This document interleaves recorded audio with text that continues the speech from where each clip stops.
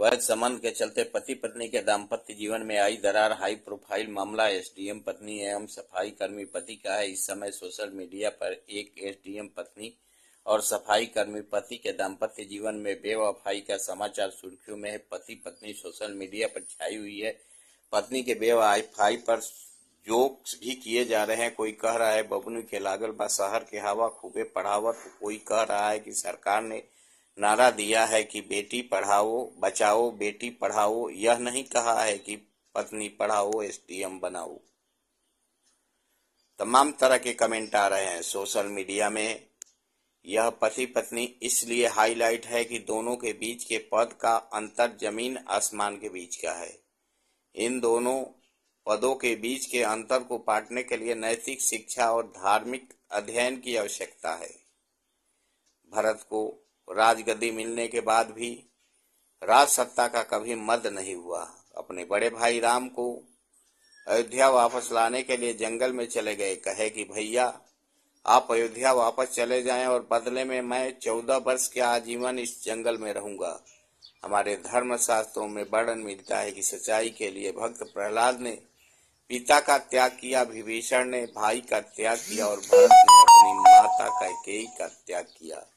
आजीवन उन्होंने कभी कैकेयी को माता नहीं कहा, लेकिन यहाँ तो उल्टी गंगा बह रही है।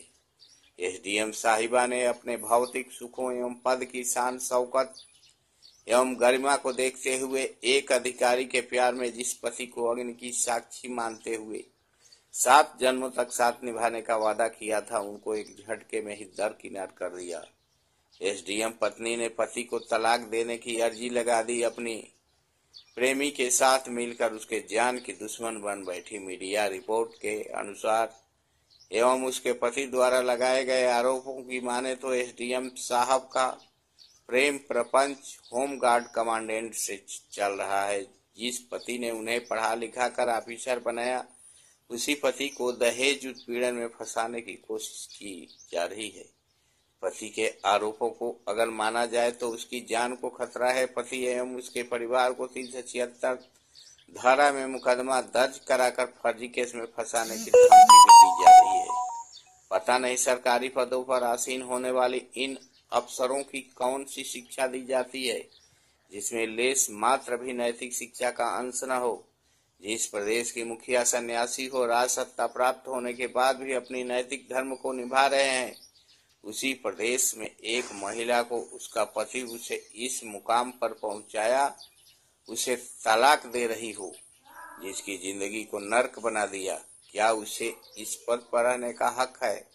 बात हम कर रहे हैं ज्योति मौर्य की, जिनकी शादी 2010 में चतुर्थ श्रेणी सफाई कर्मचारी आलोक मौर्य जो झलवा क्षेत्र थाना धूमनगंज जिला प्रयागराज के साथ हुई थी।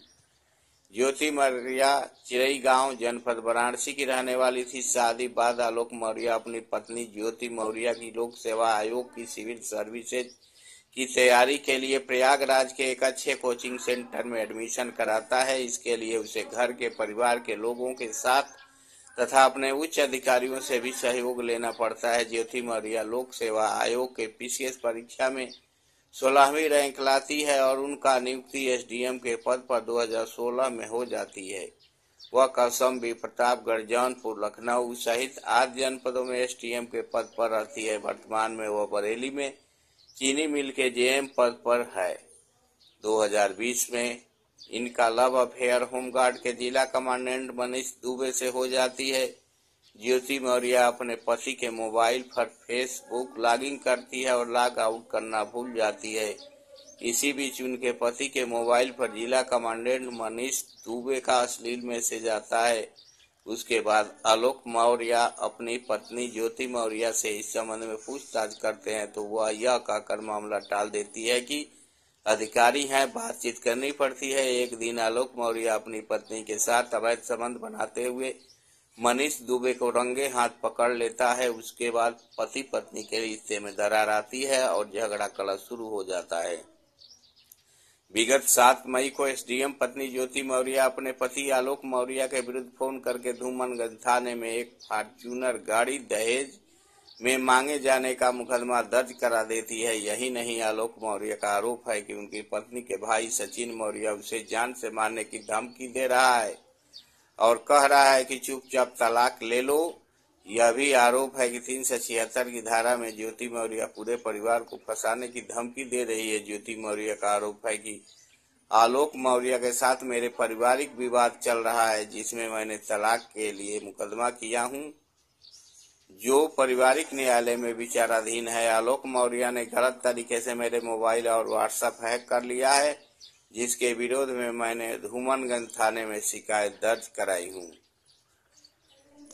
एटी कैंपस संचालक के तिवारी, मोबाइल नंबर 8299232526। अध्यापक गण रवि सर, अंग्रेजी, मोबाइल नंबर 6387358780। रविंद्र सर, भौतिक विज्ञान। अंकित सर, रसायन विज्ञान। SK सर, जीव विज्ञान। पता मनिया bus stand, CP Singh Katra नजदीक, इंटर कॉलेज मनिया बलिया।